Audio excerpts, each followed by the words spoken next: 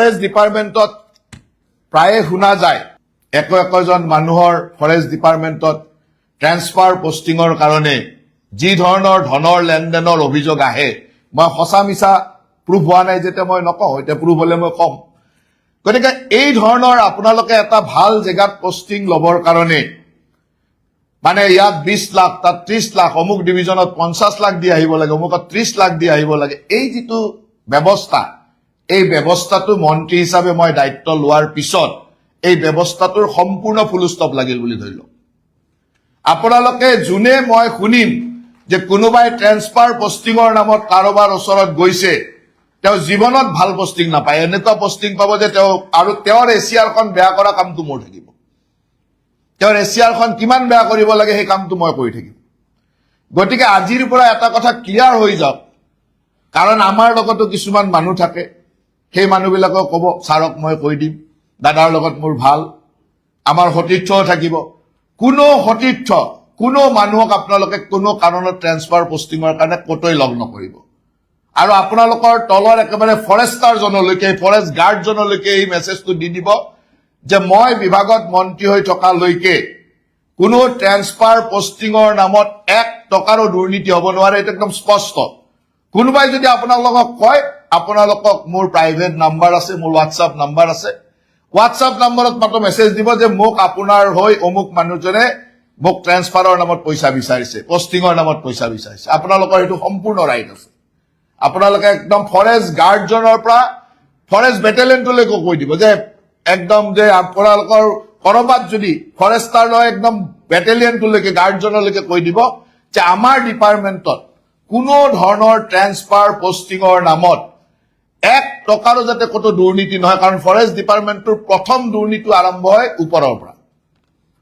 মাছ যেনেকে মূৰৰ পৰা গেলে তেনেকে প্ৰথম ওপৰৰ পৰাই গেলে গতিকে আপোনালোকক যদি মই ট্ৰেন্সফাৰ পোষ্টিং বা মোৰ অফিচটোৱে মোৰ বিষয়ে যদি ট্ৰেন্সফাৰ পোষ্টিঙৰ নামত টকা পইচা লোৱা আৰম্ভ কৰে আপোনালোকতো সেই টকা পইচাটো উঠাবই নহয় কৰবাত গতিকে আপোনালোকক প্ৰথম আমাৰ পৰাই গলিব সেইকাৰণে মই আমাৰ ডিপাৰ্টমেণ্টৰ প্ৰথম দোষটো কৈছো যে মোৰ কাৰ্যালয় কাৰণ ট্ৰেন্সফাৰ পোষ্টিঙৰ অথৰিটি চৰকাৰ মানে বিভাগৰ মন্ত্ৰী হিচাপে মই আছো মুখ্যমন্ত্ৰী ডাঙৰীয়া আছে গতিকে আমাৰ ওপৰৰ পৰা আমাৰ শীৰ্ষ বিষয়াসকল আছে চৰকাৰৰ ফালৰ পৰা একেবাৰে স্পষ্ট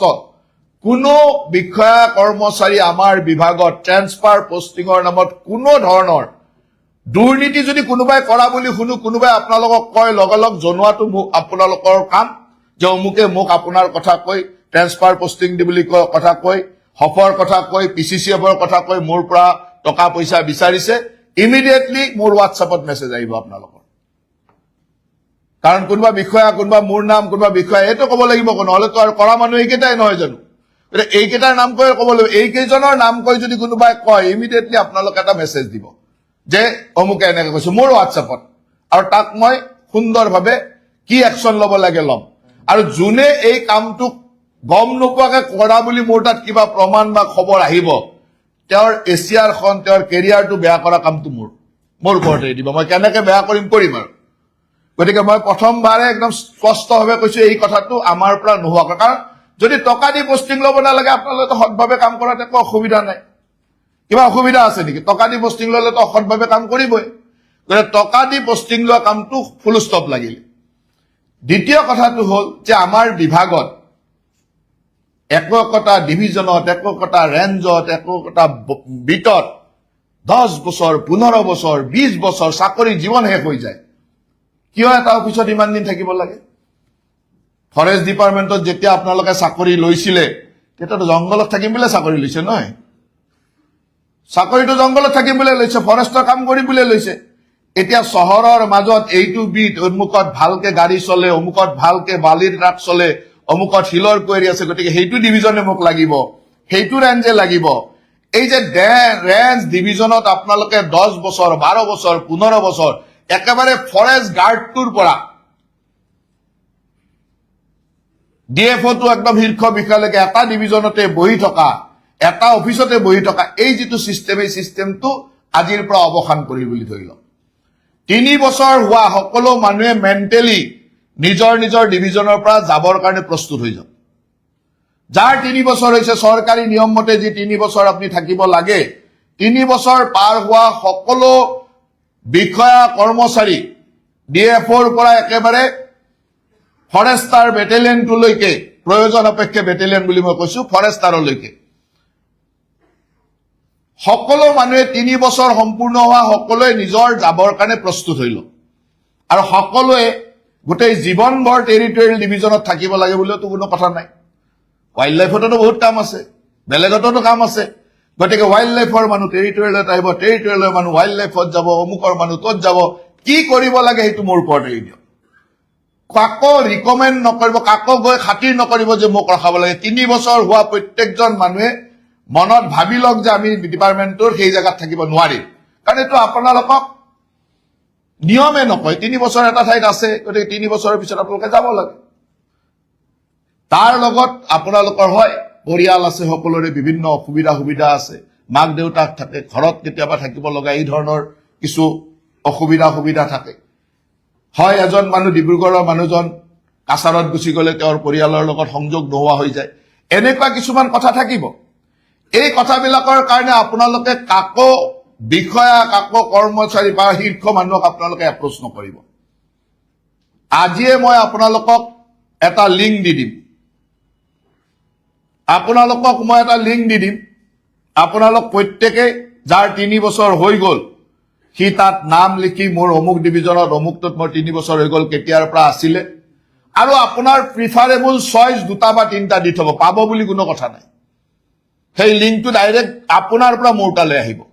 ফৰেষ্ট গাৰ্ডটোলৈ দিব পাৰে আৰু যাৰ 3 বছৰ হৈছে নিজে দিব যদি নিদিয়ে তেতিয়ালে মই মোৰ মতে কৰিম আপোনালোকৰ প্ৰিফাৰেন্স কেনি মই প্ৰিফাৰ কৰিম কিন্তু হেতু হ'ব লাগিব বুলি নাভাবেই নলব আৰু তাত কোনো বেলেগৰ দ্বাৰা আহিব নালাগে মই লিংক এটা দি দিম মোৰ গুগল চিটত এটা লিংক দি দিব যেটো ডাইৰেক্ট আপোনাৰ আৰু মোৰ মাজত থাকিব আৰু আপোনালোকে বিভাগৰ সকলো বিষয়া বা কৰ্মচাৰীক এই লিংকটো দি দিব যে মন্ত্ৰী ছাৰে দিছে মই কিছুমান বস্তু অফিচিয়ালি কৰিব নোৱাৰিলে অফিচিয়াল বুলি নকওঁ কিন্তু আনঅফিচিয়ালি এইটোৱে শুদ্ধ জাগাত আৰু মইতো দেখিয়ে থাকো যে একজন মানুহ 15 বছৰ 20 বছৰ আজি এটা নিউজ ওলাইছে মাজবাটৰ কোনবা এজন মানুহৰ নিউজ এটা মোৰ তাত আহিছে যে তেওঁ চাকৰি জীৱনৰ 20 বছৰ এটা জায়গাতে থাকি গল বোলে ফৰেষ্ট গাৰ্ডৰ পৰা প্ৰমোশন হল মুখলাদি নিউজ এটা অলপ আগতে মই পাইছো গতিকে এনেকুৱা মানুহ সকলোতে আছে মই মাত্ৰ এটা কথা কোৱা নাই সব জায়গাতে আছে গতিকে 3 বছৰ হোৱাৰ লগে লগে আপোনালোকে ক্লিয়াৰ হৈ যাওক যে মই যাব লাগিব আৰু নিজৰ চইচটো দি থব আমি চেষ্টা কৰিম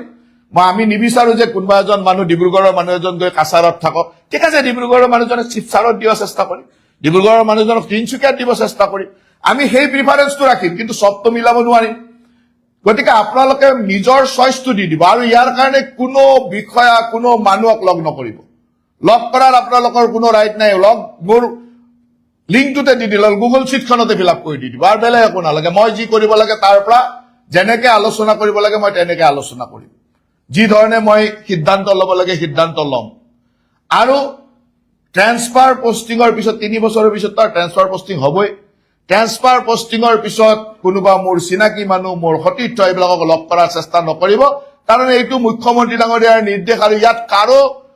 এনেকুৱা নাই যে মোৰ কোনোবা এজন সতীৰ্থ মানুহক লগ কৰিলো তাৰ দ্বাৰা কৈ দিলো কিবা হ'ব নেকি আপোনাৰ মনৰ পৰা পাহৰি যাওক এইটো নহয় তাৰ কথা আমি নুশুনো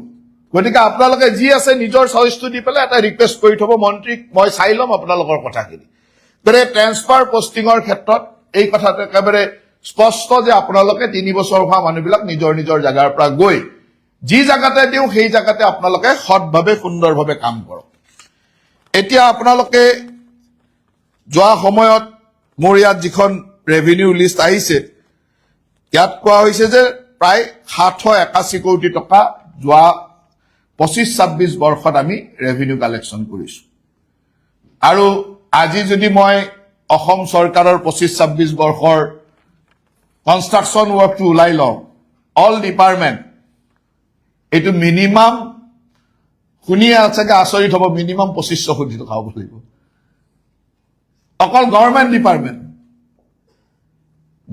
ডিপাৰ্টমেন্টত যেটো কাম চলি আছে এটো মিনিমাম 2500 কোটি টকা হ'ব লাগিব government department central government and state government 2% কৰি যদি ধৰো সিমানখিনি কাম চলি আছে তাৰ মানে আমি 781 কোটি টকা পাইছো জেনেৰেল এৰিয়াত আমি 604 কোটি টকা পাইছো আৰু 6 শিডিউল এৰিয়াত 177 crores পাইছো বিটিচিত আমি 75 crores ডিমা হাছাওত 45 crores কাৰ্বি আংলঙত 57 crores টোটেল 177 crores আহিছে 6 শিডিউল এৰিয়াত আৰু আমাৰ তাত জেনেৰেল এৰিয়াত 604 কোটি টকা আহি 781 কোটি টকা কালেকশ্যন হোৱা বুলি দিছে এখন মোৰ তাত আপোনালোকে দিয়া হিচাপ ইয়েস এই হিচাপটো এতিয়া মোৰ অফিচৰ পৰা টেলি কৰিব আপোনালোকে কৈছে এক্সেকাৰত জমা হৈছে নে নাই গভৰ্ণমেণ্ট ৰেভিনিউ বিলাক জমা হৈছে নে নাই যদি এই ডাটাটো ক'বাত গণ্ডগোল হয় তেতিয়ালে দিয়া মানুহকেইটাৰ কিন্তু অতি কঠোৰ পানিশমেন্ট হ'ব মোৰ অফিচত আপোনালোকৰ বিভাগৰ এজন মানুহক মই ওএসডি আনিছো তেখেতে ইমিডিয়েটলি গোটেই ব্যৱস্থাখিনি চাই গভৰ্ণমেণ্টত তাত এই গোটেই টকাখিনি জমা হৈছে নে নাই আপোনালোকেতো ক'লে জমা হোৱা বুলি ফৰেষ্ট ডিপাৰ্টমেণ্টৰ এনেকুৱা বহুত কথা আছে যিবিলাক কাগজত আহি যায় পিছত চেক কৰিলে না বিচাৰি নাপাওঁ যিমান কুৱেৰিৰ পৰা মহলৰ পৰা মাল ওলাব তাত 5% জিএসটি ইজ কম্পালসৰি ৰেভিনিউৰ ওপৰত 18% প্ৰডাক্টৰ ওপৰত 5% মানে দুটা জিএসটি এটা জিএসটি নহয় তেওঁ যিমান 100 টকা ৰেভিনিউ দিব তাৰ ওপৰত 18 টকা জিএসটি ইমান সিএম ইমান টকা তাৰ ওপৰত যে ইমান টকা ইমান সিএম বিক্ৰী কৰিলে তাৰ ওপৰত 5% জিএসটি এটা দুটা জিএসটি ৰেভিনিউৰ ওপৰত 18% জিএসটি লৈ এৰি দিব এইটো নহব যি আমি আইনসংগতভাৱে পাওঁ সেই পইচাটো পাব লাগিব গৰে ফাইনান্স ডিপাৰ্টমেন্ট এণ্ড ফৰেষ্ট ডিপাৰ্টমেন্টে একেলগে কাম কৰিব এই কামটো আপোনালোকে সুন্দৰভাৱে কৰিব লাগিব এই যে আমি কন্ট্ৰাক্টৰ বিলাকৰ নামত পাৰমিট দিওঁ এককটা কন্ট্ৰাক্টৰে এখন পাৰমিট লৈ তো হি এটা মহলে আৰম্ভ কৰি দিয়ে কৰে নে নকৰে আপোনালোকৰ তাত তথ্য আছে নে নাই 2 কোটি টকাৰ কাম লব তাত অমুক ফৰেষ্ট লাগে বুলি সেই 10 সিএম 50 সিএম 100 সিএমৰ এটা পাৰমিট উলাই লব আৰু সেই 100 সিএমৰে গোটেই বছৰটো হি বালি টানি থাকিব এই পাৰমিট ব্যৱস্থাটো আমাক কোট লছ কৰিছে তে আপোনালোকৰ ট্ৰান্সফাৰ পোষ্টিং বা আপোনালোকৰ বিভিন্ন ঢাল ঠাইত বহিবৰ কাৰণে যেটো ব্যৱস্থাৰ কাৰণে আপোনালোকৰ এইবিলাক কাম কৰিবৰ কাৰণে বাধ্য হৈ গৈছিল বুলি ভাবিছিল এইবিলাক বন্ধ কিন্তু আপোনালোকে কত বাধ্য নহয় ইমান ৰয়েলটি কোড গণ্ডগোল হয় এই গণ্ডগোল বিলাকৰ মূল উৎসবিলাক কি যে একেখন ডিপি ইউজ কৰে বহুত বেছি মাল লৈ আহে জোখমাখ কৰাৰ সুবিধা নাই গাড়ী বিলাকে বিভিন্ন ধৰণে গণ্ডগোল কৰে তো তাত আমি গাড়ী বিলাকত কিবা জিপিএস সিস্টেম যদি গলে কুৱেৰিত চলা মহলত চলা প্ৰতিখন গাড়ীতে স্পেসিফিক জিপিএস আমাৰ লগোৱা থাকিবই লাগিব যি জিপিএস এ গাড়ীখন এনি টাইম ট্ৰেক কৰে তাত গাড়ীত আজিকালি জিপিএসৰ বিভিন্ন ইভিন ওয়েট পৰ্যন্তলৈকে জিপিএসৰ কোড কিমান সময় গাড়ী ৰখিছে কি কৰিছে সেই পৰ্যন্ত জিপিএসত ওলাব পাৰি যে আমি জিপিএস সিস্টেম কৰি যে প্ৰত্যেক গাড়ী ঠিক আছে এইটো বহুত দামৰ বস্তু নহয় প্ৰত্যেক গাড়ীত জিপিএস তো লাগি থাকিব পাৰে জিপিএসৰ পৰা আমি কোনে ট্ৰেকিং সিস্টেমটো আমাৰ ফৰেষ্ট ডিপাৰ্টমেন্টৰ আৰু ফাইনান্স ডিপাৰ্টমেন্টৰ হাতত থাকিব ফৰেষ্ট ডিপাৰ্টমেন্টে ফাইনান্স ডিপাৰ্টমেন্টে চাই থাকিব দৰকালে ট্ৰান্সপোৰ্ট ডিপাৰ্টমেন্টে চাই থাকিব গাড়ীখন কোড গৈছে কি হৈছে একেখন গাড়ীয়ে কবাত গণ্ডগোল কৰি আছে নেকি কিমান বাৰ গৈছে কোড ৰখিছে গোটেই আজিকালি জিপিএসত ওলাব পাৰি তাত মনিটৰিং কৰাৰ কাৰণে এটা সিস্টেম ডেভেলপ কৰি আমি 100% মহল আৰু কুৱেৰিৰ গাড়ীত আমি জিপিএস লগাব পাৰো নেকি বা লগালে কোট লাভ হ'ব আৰু লগালে কি ধৰণৰ অসুবিধা হ'ব এই কথাবিলাক আপোনালোকে ফিল্ডৰ মানুহখিনি মোক ক'ব মানুহ আমি যেতিয়া চকুৰ আগত হাতত ডাঙৰ ডাঙৰ বান্ডুল ধৰাই দিয়ে আমাৰো সব পাহৰি যাওঁ গতিকে আমাক হিউম্যান ইন্টাৰফাৰেন্সটো মানুহৰ কম হ'ব লাগে টেকনলজি লাগে কি technology web bridge CC camera GPS system এই ধৰণৰ টেকনলজি বিলাক ডেভেলপ কৰি কি ধৰণে কৰিব পাৰে আপোনালোক এতিয়া একেবাৰে ৰেঞ্জ অফিচাৰৰ পৰা ডিএফও বা আপোনালোকৰ নিজৰ নিজৰ ইমান জীৱনৰ দীঘলীয়া অভিজ্ঞতা ফৰেষ্ট ডিপাৰ্টমেন্টৰ লগত আছে এই অভিজ্ঞতাৰ পৰা মোক ক'ব যে এইটো কৰিব পাৰে স্যাৰ এইটো এটা ডিপাৰ্টমেন্টে 700 কোটি টকা দিয়া ডিপাৰ্টমেন্ট এটা যদি 3000 কোটি দিয়ে তেতিয়ালে এই ডিপাৰ্টমেন্টে তো বছৰত 4খন মেডিকেল কলেজ বনাব পৰা পইচা দি দিব অসম চৰকাৰে তো ফৰেষ্ট ডিপাৰ্টমেন্টৰ পৰা পইচাৰে তো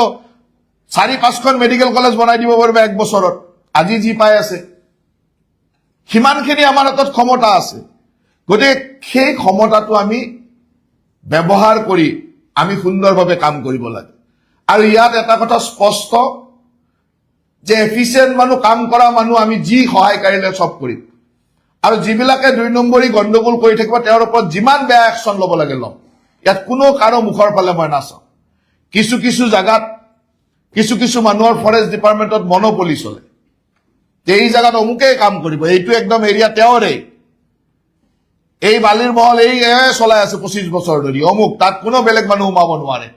একেবাৰে তলৰ পৰা ওপৰলৈ অফিচাৰ এনেকে ফিটিং থাকিব যে তেওঁলোকে তেনেকে কাম কৰি আহিছে। ইয়াত কোনো মনোপলি নচলিব, ইয়াত কম্পিটিশ্যন চলিব। চৰকাৰৰ ৰয়েলটি আনিবৰ কাৰণে কম্পিটিশ্যন চলিব। তাৰ কাৰণে আপোনালোকে টেণ্ডাৰ প্ৰচেছত, অকশ্যন প্ৰচেছত কি কৰিব লাগে। এতিয়াও ই অকশ্যন, কিন্তু এইটো চলি আছে। ই অকশ্যনত ক'ত ক'ত গণ্ডগোল কৰাইছে মানুহবিলাকে, কাৰণ এইটোতো কৰবাত কৰিছে কাৰণে এইটো চলি আছে। এটা বৃহৎ এৰিয়াত এককতা মানুহৰ বৃহৎ মনোপলি, যুগে যুগে এককতা মানুহে কাম কৰি আছে, 20 বছৰ 30 বছৰ তাৰে অঞ্চল। এই মনোপলিও আপোনালোকে ভাঙিবৰ কাৰণে কি পৰামৰ্শ আপোনালোকৰ আছে, আপোনালোকে দিব লাগিব পৰামৰ্শ যে এইটো এনেকুৱা ধৰণে নকৰিলে মনোপলিটো চলাই থাকিব, এনেকুৱা ধৰণে মেনেজ কৰে, এনেকুৱা ধৰণে। আৰু মই আজি আমাৰ 3খন অটনমাছ কাউন্সিল ইয়াতে আছে, তেওঁলোকে যিমান সহায় কৰিব লাগে সহায় কৰিব, তেওঁলোকক ৰেভিনিউ লাগে। এতিয়া ওপৰৰ পৰা কোনো ধৰণৰ দুৰ্নীতি নহয়, ওপৰৰ পৰা সকলো ব্যৱস্থা আমি টাইট কৰাৰ কাৰণে আমি যি কৰিব লাগে গোটেইখিনি কৰিম। আৰু আপোনালোকৰ হাতত হোৱাটছআপে যথেষ্ট, কিবা খবৰ আছে মোক হোৱাটছআপত মেছেজ দিব, মোক একেবাৰে পাৰ্চনেল নম্বৰত মেছেজ দিব, মই কোনো বেয়া নাপাওঁ। আৰু আপোনালোকৰ ট্ৰেন্সফাৰ পষ্টিঙৰ পৰা অমুকৰ পৰা চব মই ট্ৰেন্সপাৰেণ্ট কৰি দিছো, যি কৰিব লাগে মই কৰিম। কিন্তু আপোনালোকেও সঁচা কথাখিনি মোক ক'ব লাগিব। অকল শিল বালিৰ কথা নহয়, কাঠৰো যি আছে, কাঠ সম্পৰ্কে আপোনালোকৰ যি কথা আছে, যি ব্যৱস্থা আছে, আজি গোটেই অসমত জেগাই জেগাই অজস্ৰ অবৈধ কাঠফলা মিল, আপোনালোকেতো চবেই জানে। ৰেঞ্জ অফিচাৰজনে নজনাৰ কথাই হ'ব নোৱাৰে, DF এজনে নিজৰ এৰিয়াত কেইটা কাঠৰ মিল চলি আছে নাজানিব নোৱাৰেই। কেনেকে চলি থাকে, কিয় চলি থাকে? যদি চলিছে, আমাক কাঠৰ প্ৰয়োজন আছে, তাক লিগেলাইজ কৰিবৰ কাৰণে কি বুদ্ধি আছে মোক দিয়ক। কাঠৰ মিল বিলাক যে গাঁৱে ভূঞে, এতিয়া আপুনি বৰপেটাৰ এনেকুৱা অজস্ৰ অঞ্চল আছে, মই আপোনালোক নাৱৰে লৈ যাম, ওলাব। একেবাৰে চৰৰ মাজত নাৱৰে গৈ 25টা 30টা 40টা কাঠৰ মিল চলি আছে, কি আপোনালোকে নাজানে? মই এনেকুৱা অজস্ৰ অঞ্চলৰ পৰা মোৰ তাত ফটো আহে, খবৰ আহে। ইণ্টাৰৰ ঠাই আপোনালোকে যোৱা আপোনালোকৰ ডিউটি নহয় নেকি? ৰেঞ্জ অফিচাৰজন DF এজনে নাজানে নেকি বৰপেটাৰ ক'ত চৰত, গোৱালপাৰাৰ পৰা ক'ত মাল আহি বৰপেটাৰ ক'ত কাটে, ব্ৰহ্মপুত্ৰৰে কোনফালেৰে মাল যে আপোনালোকে নাজানে নেকি? চব জানে, কিয় নকৰে? সেই ধৰণৰ ক'ত কিমান কাঠৰ অবৈধ মিল আছে,